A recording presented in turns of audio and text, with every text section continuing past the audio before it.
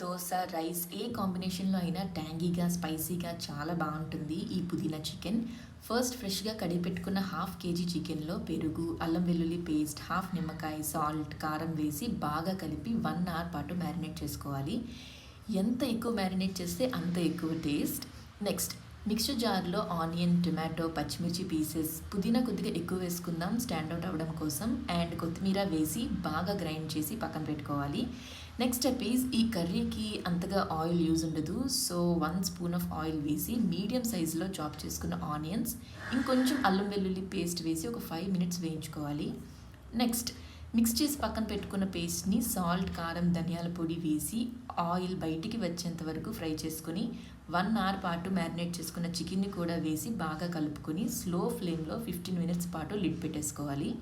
మధ్య మధ్యలో కలుపుతూ ఇంకో 15 మినిట్స్ మీడియం ఫ్లేమ్‌లో పెట్టుకొని కుక్ చేసుకుంటే సరిపోతుంది. ఇంకాస్త రోస్టెడ్‌గా కావాలి అంటే ఇంకో 5-10 మినిట్స్ ఫ్రై చేసుకోవచ్చు. అంతే, లాస్ట్‌లో కరివేపాకు, రోస్టెడ్ క్యాష్యూస్ వేసి సర్వ్ చేసుకుంటే అదిరిపోతుంది.